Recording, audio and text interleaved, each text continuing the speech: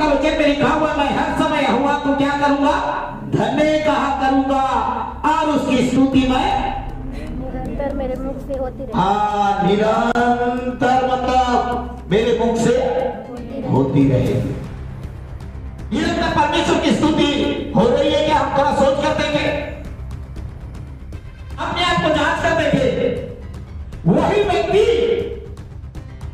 वो यहोवा परमेश्वर को धन्य कहा करेगा और निरंतर उसके मुख से स्तुति मतलब होते रहेगी। कौन? जो उसका ध्यान में हमेशा रहता। लेकिन आपका मेरा ध्यान, हम कहां तक आप अपने प्रभु के ऊपर ध्यान करते रहते हैं? कहां तक आपका मेरा ध्यान परमेश्वर की ओर लगा रहता है? हम थोड़ा सोच कर देखें, दिन भर में कितना समय प्रभु को ध्यान करते, कितना समय नहीं करते, हम थोड़ा सोच कर देखें। दिन भर हम व्यस्त रहते, दुनिया की चीजों में पर में व्यस्त रहते हैं, संसार की चीजों में पर में व्यस्त रहते हैं, संसार की चीजों में पर में खोए रहते हैं,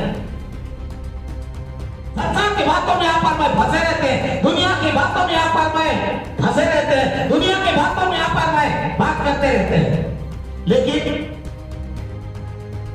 जब देखते परमेश्वर का वचन में लिखा हुआ, दाऊद के जीवन में बहुत बड़ा एक भार है। एक राजा होने पर भी और चरवाहा होने पर भी, जब चराने का टाइम था, वो चरवाहा होने पर भी, वो राजा होने के बाद भी वो हमेशा वो परमेश्वर का वचन में लिखा हुआ है, मैं हर समय यहोवा को धन्य कहा करूंगा और उसकी स्तुति निरंतर मेरे मुख से होती रहेगी। मतलब वो छोटे से लेकर बड़ा भी हो गया, परमेश्वर उनको बहुत उठाया, बहुत आशीष दिया, राजा बनाया। उस समय भी वो क्या किया? परमेश्वर का किया हुआ हर एक उपकार को याद करता रहा वो, और हमेशा उसके मुख से हम देखते हैं स्तुति मतलब होती रही। तब क्या हुआ मालूम है?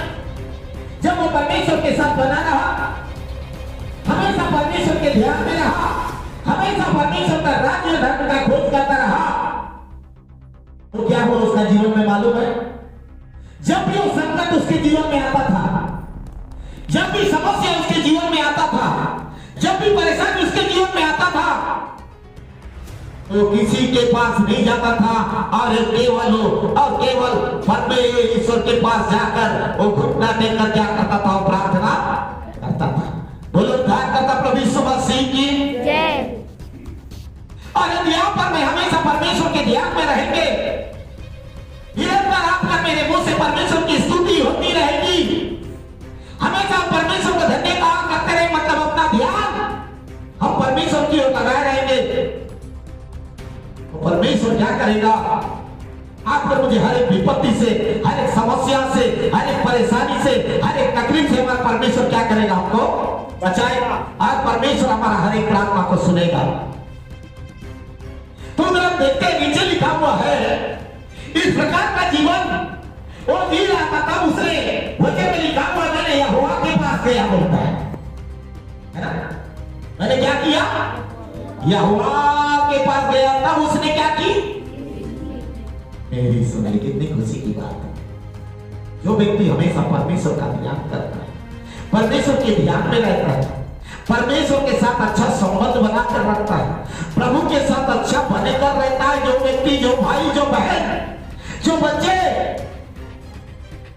जिसका संबंध परमेश्वर के साथ अच्छा है, जिसका ध्यान परमेश्वर में लगे रहता है, वो जैसा भी सब करता है उसके जीवन में, जैसा भी समस्या उसके जीवन में आए, जैसा भी परेशानी उसके जीवन में आए, जैसा भी बीमार उसके जीवन में आए, जब यहोवा परमेश्वर के पास जाएगा, तब क्या करेगा? हमारा परमेश्वर उसका सारा समस्या को हल करेगा, उसका प्रार्थना को सुनेगा, और प्रार्थना सुनकर परमेश्वर क्या करेगा? उसको जवाब